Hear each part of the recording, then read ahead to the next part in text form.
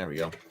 Whether you're a group of local heroes sent to investigate mysterious goings-on in the Haunted Wood or famous mercenaries plotting and scheming in the big city, the MCDM RPG makes building adventures and fighting monsters fun. And we haven't really looked at this.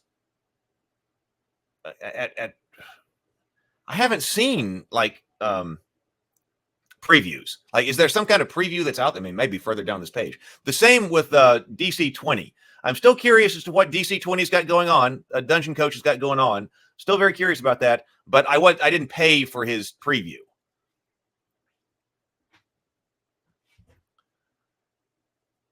Let's see. So this is for this is for the RPG. Okay, the MCDM RPG. Got it. MCDM's first original game, a new heroic fantasy RPG from the folks who brought you Strongholds and Followers, which I have used in a game. I got Strongholds and Followers sitting over there. And we did use it in Lou's game. Kingdoms and Warfare. I think it was... I never played with Kingdoms and Warfare. I heard that it wasn't all that compatible with Strongholds and Followers. The Illrigger, the Beastland, the Talent, Flee, Mortals, Where Evil Lives. I don't know those others. Comes a brand new game built from the ground up to give you a better system for running a better game. What this game is, a fantasy RPG where your character starts at level 1, already a hero, maybe even locally famous. You might meet in a tavern or start in the middle of the action. Whether you're a group of local heroes sent to investigate mysterious goings-on in the Haunted Wood, or famous mercenaries plotting and scheming in the big city, the MCDM RPG makes building adventures and fighting monsters fun. Basically, any adventure or story you're running for your current fantasy RPG you can do in that game, just in a more straightforward and fun way, unburdened by sacred cows from the 1970s. What this game is not. You can absolutely run epic games with heroes exploring dungeons, but this game is not about dungeon crawling. You don't track torches or rations or worry about running out of light. You can plunge heedless of danger into a dark and haunted forest, but this game is not about exploration. No hexes to explore. By focusing on the core fantasy of epic heroes fighting monsters and tyranny, we think we deliver a better experience for your friends at the table. Draw Steel. Fighting monsters in this game is a dynamic, action-oriented blast. Heroes and monsters often have the abilities that knock their opponent into walls, through doors, and into each other. Every hero has a small array of cool thematic abilities they can use every round. You gain resources in this game as you play, so battles get more epic as they go. No slog. This game uses 2d6 plus a handful of d4s and d8s. When you attack, you roll 2d6 and add one of your abilities, and that's how much damage you do. Your attack roll is your damage roll. You cannot miss. No more wasted turns. No more burning resources on spells, only for your target to save. Negotiation. We love fighting monsters, but there's more to the game than that. Certain NPCs can be negotiated with to tell them to change their allegiance or reconsider their actions. Technically, any NPC can be negotiated with, but there's usually only one per adventure. The NPCs have stats like patience and interest. We also plan on rules for research and crafting to let players unlock ancient secrets and build wondrous marvels. We have ideas for how to make language fluency relevant, better rules for wealth renown, but it's unknown how much of that we can fit in a 400-page rulebook. So sample pages here. The text is a little bit too small for me to read. I guess I could. I don't know, it's too small for you to see. This game is about fighting monsters, about larger-than-life, extraordinary heroes plunging into battles against terrifying, monstrous enemies. That covers a lot, so we think it's useful as designers to focus on what this game is and isn't. Tactical, they say tactical heroic, says our game is definitely about heroism. For us, this means a couple of things. It means we don't assume your character is primarily motivated by greed. They might be. We don't assume that. Instead, we assume you're going to do the right thing. It might take some convincing, and there might be some reluctant heroes in your party, but that's part of the fun. Cinematic, closely tied to the heroic keyword. The cinematic keyword is about how we like powers and abilities with strong visual component. You can imagine your character doing or saying things like, in all this confusion is a good name for the shadow ability to slip out of melee and retreat to safety. The text of the ability says how it works, but the name creates a visual that explains how it's working. Fantasy, just, it's got dragons and stuff. It's worth mentioning. While everyone basically already knows what fantasy means in this context, we do imagine a little more broadly than your average classic medieval fantasy. Oh, Full resolution. What is this game? So I was okay. So I have to say it's difficult to read. So you do get a full resolution one. I should have scrolled down slightly.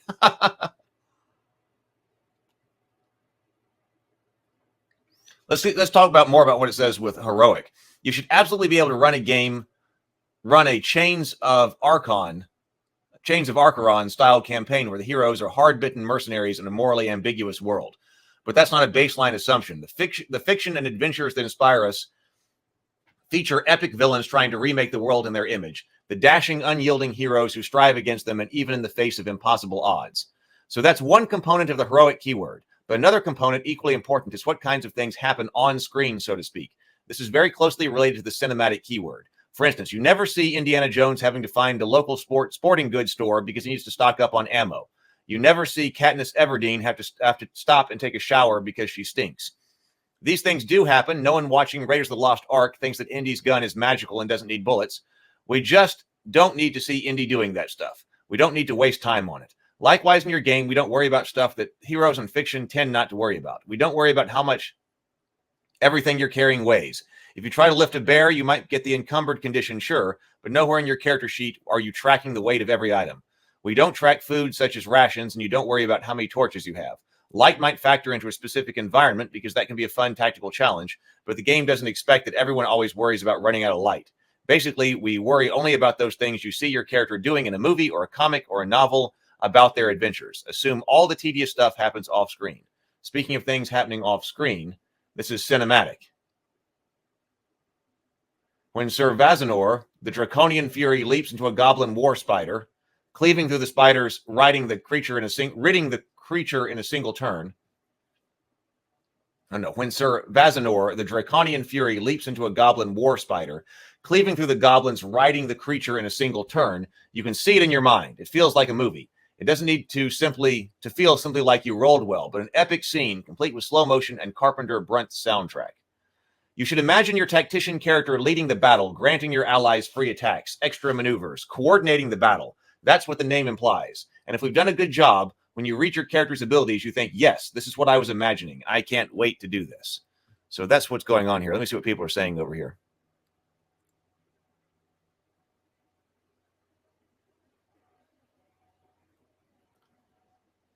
Does Colville broadcast any live plays? James asked. I have no idea. That was a question. Phaser Risk says, have you checked out the Oracle Story Generator cards yet? They provide over 2 billion story possibilities. I own them. They're just super fun to play with alone and use. Definitely recommend. I have not.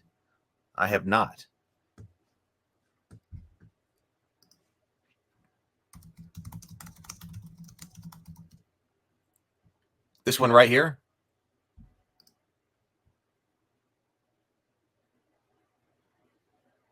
Yeah, well, 1 billion. Event-based story generation with over 1 billion combinations per deck. For all fantasy role-playing games, writers and storytellers. I was about to say that sounds like something that would be great for generating I want something that generates adventures like that on the fly. That might be it. Let's see. I'm assuming this has a GM.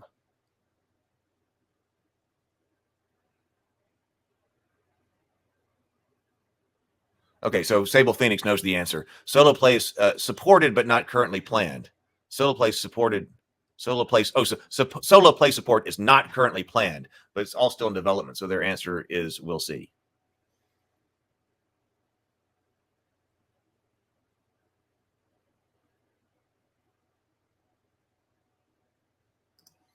PH says, Matt said you start as a hero, not a coroner who just got a sword.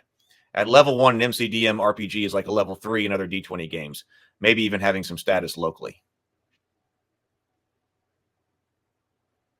I was wondering what shield leather was.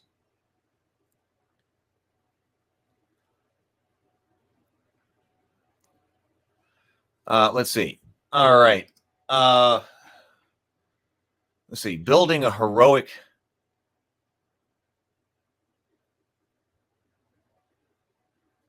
Let's see. What does this say? Building a heroic narrative.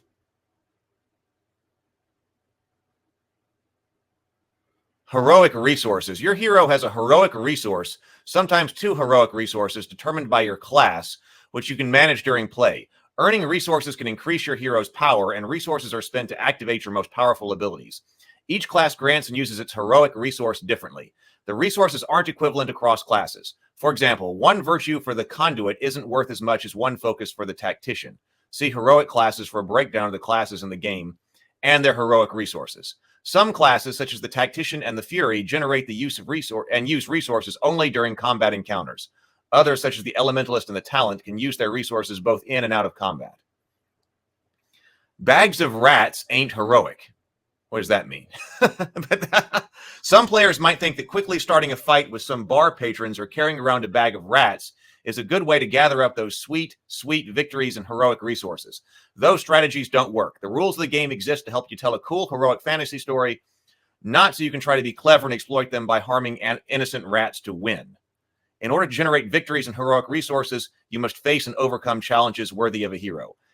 Each hero has a limited number of recoveries they can use to heal themselves. When you spend a recovery, you gain health equal to your healing value, which is 1/3 your health maximum.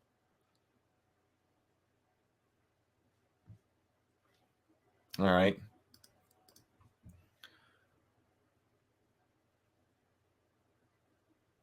Full resolution of the tactician. So is this like I guess we're doing character classes here? Strategist, protector, inspiration. All these monikers fit the tactician.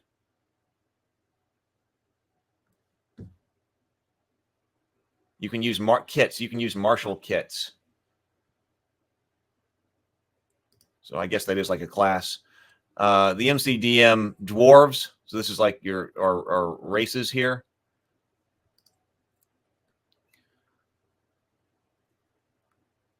Dwarves are the best. They're tough. I bet they all say they're the best. Dwarves, this kind of weird looking dwarf right over here. Look at that. Dwarves are the best. They're tough, hard to kill, hard to move if they don't feel like moving. Every team of heroes needs a dwarf. Dwarven skin isn't just tough, it's hard, made of stone.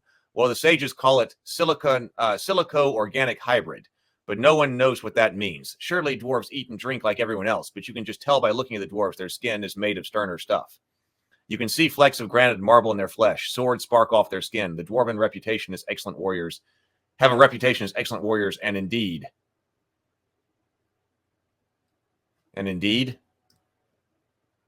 why stop with 1 dwarf? The MCDM. Oh, so it looks like we're playing on a grid here. Oh, this is interesting.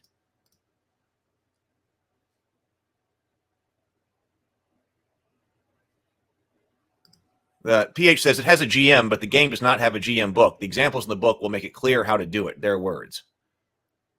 James says this system sounds great, by the way. Is there some place where we can actually read the system? Yeah, we looked at some of the solo oracles. I've never tried to do one, though.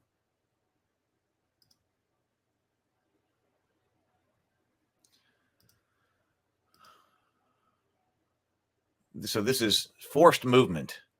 Some actions or maneuvers allow you to push, pull, slide, or toss another creature. Slamming into creatures. Hurl through objects, forced into a fall, falling. So, for instance, a conduit pushes a hobgoblin 6 squares. After moving 1 square, the hobgoblin hits a wooden wall. It costs 3 squares of forced movement to destroy the 1 square of wood, so the wall absorbs 3 squares of forced movement, and the hobgoblin takes 3 damage. The hobgoblin then moves the remaining 2 squares of their forced movement. Push 3. The fury pushes a hobgoblin 3 squares. Each square moved must take the hobgoblin further away from the fury. The squares must be in a straight line. Pull 3. The elementalist pulls a hobgoblin 3 squares. Each square moved must bring the hobgoblin closer to the elementalist. The squares must be in a straight line.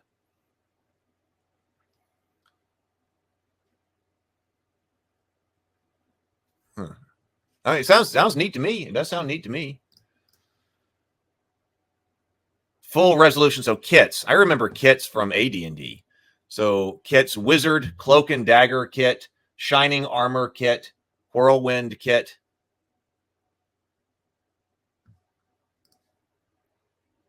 Lots of sample pages. That one's a necromancer here. What we're funding 2 books, Heroes, basically the rule book. Approximately 400 pages of rules making characters, character customization, advancement. There'll be ancestries, classic and new, classes, skills, rules for combat, negotiation, research, crafting, and more. We really like customizing characters and giving lots of options. Even 2 heroes of the same class and ancestry can be very different in the game. Monsters, a monster book, basically flee mortals without the villain parties or environments. Most of the monsters in our 5e monster book, plus all the stuff we had to cut and a bunch of new stuff. You'll also get rules for building balanced or deliberately unbalanced, depending on how much trouble your players have gotten into, encounters.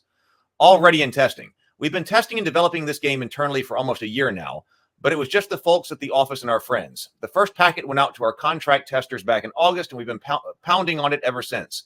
This game is already working, and it's already fun. For the next 18 months, we'll be adding more classes, ancestries, progressions, customizations, rewards. Oh, so this is going on for another 18 months? We take testing very seriously. We want to make books that are fun to read, full of great ideas for your world and game, and are fun to play, and that takes time, polish, iteration, and lots of testing. You do not need to take our word for it. Come to the Discord and talk to us directly or join a future playtest. The schedule. We think we can get these 2 PDFs finished by June of 2025. Wow.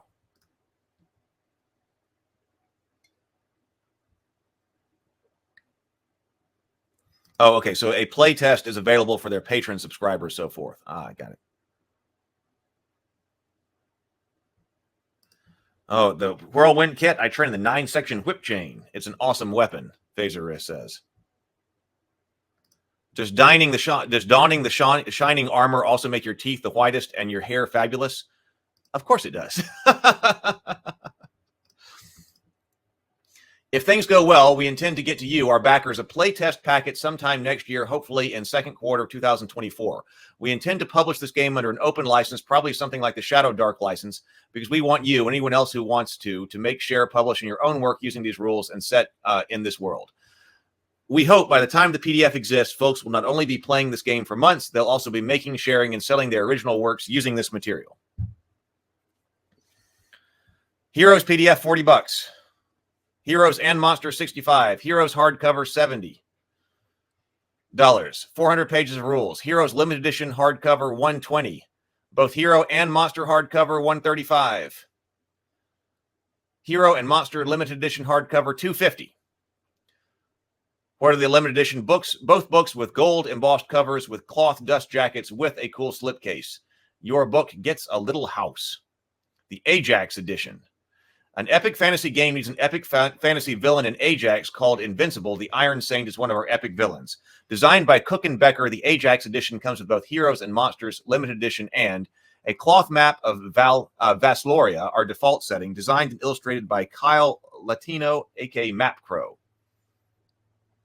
Dice, all the dice used in the game, an exclusive Ajax mini. His stats will be in the monster book. A custom coin you can use to clearly indicate whether you've taken your turn this round. A director screen. The director side has all the charts and device you need to run the game. The player side has new dope art. Stretch goals. So it looks like they might get the 1.5. Most certainly. Virtual tabletop stuff.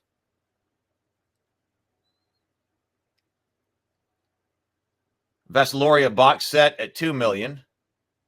So Vasloria is MCDM's medieval European analog. Shipping and logistics, risks. The future. More stuff to come. All right. Well, cool. Thank you for letting me know. I'm glad that we took a look at this. So this was cool. So we got Hero Quest and MCDM, checking out the MCDM page. I know nothing about this. I will probably back it, and that way we will also have it, like whenever the playtest material comes out, we can take a look at it on the morning grind and see what he finally actually is able to produce. Phaser Risk said, "Whoa, those prices make my pocketbook shed a tear." LOL. Yes, that's high. But like I said, for a 400-page book, so like how many pages? I mean, I guess it's here's strongholds and followers. 200. Let's see. This is 268. So not quite double this.